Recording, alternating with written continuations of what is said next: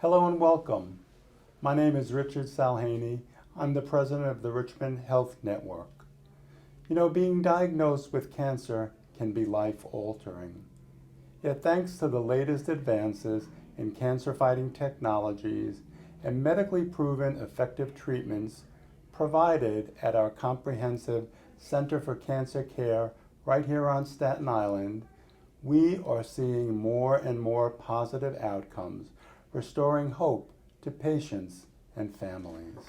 According to the American Cancer Society, prostate cancer is the most common cancer diagnosed in American men other than skin cancer. About 1 in 8 men will be diagnosed with prostate cancer in their lifetime. Prostate cancer begins when cells in the prostate gland start to grow out of control. The prostate is a gland found only in men, and thankfully most prostate cancers are found early, thanks to the increased efforts of providing screening in high-risk individuals. Similar to prostate cancer, bladder cancer starts when cells inside the urinary bladder begin to grow out of control. Bladder cancer occurs mainly in older people. About 9 out of 10 people diagnosed with bladder cancer are over the age of 55. To address many of the questions surrounding these two forms of cancer, I'm fortunate to be joined today by Dr. Shah of the Mount Sinai Health System. Dr. Shah is treating patients here on Staten Island at Richmond University Medical Center's Urology Services Center. Our discussion today will provide you with answers to questions you yourself may have about bladder and prostate cancer. Today we're doing this interview without protective masks as we have all been vaccinated. Well, thank you, Dr. Shah, for joining us today. It's a pleasure to have you here with us. Thank you. Why don't you tell us a little bit something about yourself? My name is Dr. Shah. I'm a board-certified urologist. I trained at SUNY Downstate, where I did my residency in urology, and then I went to UCLA in California for fellowship. I've been practicing urology for the last 17 years here in New York, and I'm happy to join the Richmond University Health family. Thank you. Wonderful. Well, why don't we jump right in? Why don't you help us to understand a little bit what the prostate, what its purpose is in men, and how that can somehow get in trouble? Sure, it's a great question because a lot of people don't understand what the role of the prostate is. The prostate is a small gland that's a part of the reproductive system, so it helps with pregnancy. It's situated just below the bladder. It's the size of a walnut, and the urethra runs right through it. And the urethra is a tube that carries the urine out of the body. So you could understand how when there's a problem with the prostate, and sometimes affect how a man urinates. And Dr. Shah, what are some of the problems that a man can develop related to his prostate? So as we all get older, the prostate can increase in size. And that rate in the increase in size can differ for everyone. The size increases because of an increased number of prostate cells. If the cells that develop are normal cells, then simply an enlarged prostate is what develops. If those cells are abnormal, then that's when we get prostate cancer. The typical symptoms that a man can have could be difficulty urinating, getting up frequently at night, having to go more often to the bathroom. And the typical symptoms of prostate cancer are usually none. There are typically no characteristic symptoms associated with prostate cancer. And who is at risk and who should be tested for prostate cancer? There are 3 main risk factors to develop prostate cancer: age, genetics, and race. So as far as age is concerned, the men who benefit the most from screening are between the ages of 50 and 75. About 60% of those men who have prostate cancer happen to be above the age of 65. So age is definitely a risk factor.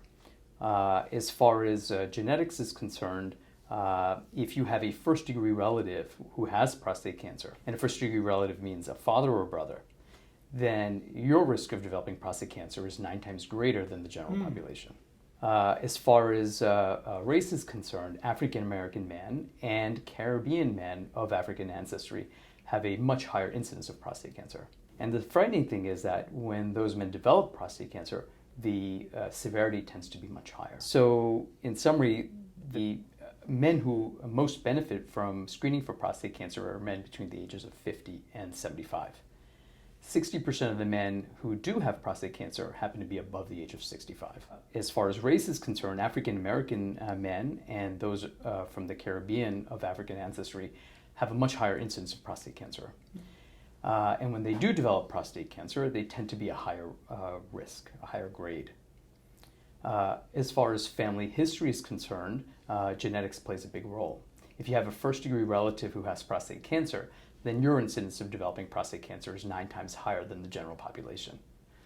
So the current U.S. guidelines for screening for prostate cancer are meant for those men between the ages of 50 and 75. However, if you're of African American ancestry, then the screening should start at the age of 40. And if you are of any ethnicity and have a first-degree relative with prostate cancer, your screening should start at the age of 40. Screening consists of a digital rectal examination and a simple blood test called a PSA that can easily be done in the office. Now, if the physical exam or the PSA is elevated, what are the next steps? An abnormal examination or an abnormal PSA doesn't necessarily mean that a man has prostate cancer. These results can be abnormal because there's simply an enlarged prostate, or maybe there's some inflammation or irritation of the prostate that can make the results abnormal. But the best way to diagnose prostate cancer is with a biopsy. And a biopsy is a 10-minute office-based procedure that's done under local anesthesia. We typically will know the results within 1 or 2 weeks and then go over what the findings are.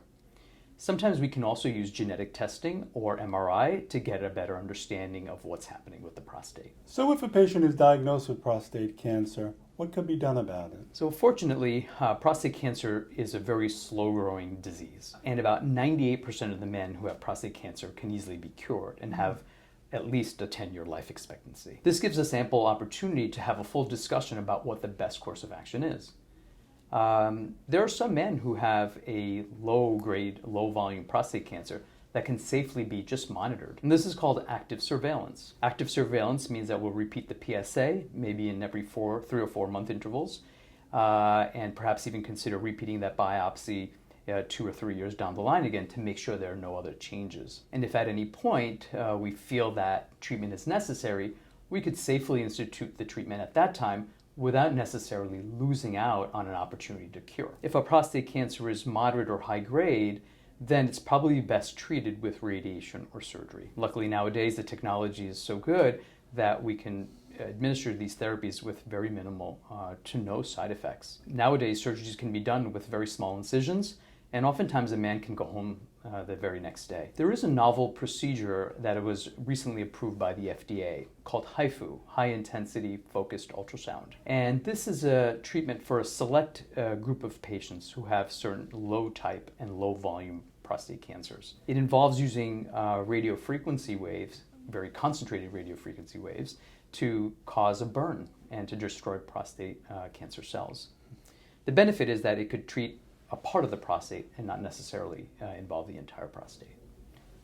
Dr. Shah, what advice would you give a man who would be afraid to make an appointment to discuss his prostate? It's important for families who have men in their lives to encourage them to seek screening for prostate cancer. It's one of the most preventable causes of cancer death in the United States. A short visit to the doctor can lead to years of extra time with your loved ones. Well, switching topics, if we may, I'd like to talk a little bit about bladder cancer, which has a high presence on Staten Island. What are the symptoms of bladder cancer that a person should look for? The most common symptom is blood in the urine, but there are other common symptoms as well, like frequency to urinate, burning when you urinate, going more often to the bathroom. But these are also common symptoms of having a urinary tract infection. So there's no big reason to worry if you did experience these symptoms, but it would be a good idea to have them checked out. Yeah. And who is at risk for bladder cancer? There are 3 main risks, and there's 1 questionable risk. The main risks for having bladder cancer are male gender, smoking, and environmental factors. Smoking is probably one of the biggest risk factors. And women who smoke have a much higher risk for developing bladder cancer than non-smoking men. Environmental factors can be exposure to chemicals.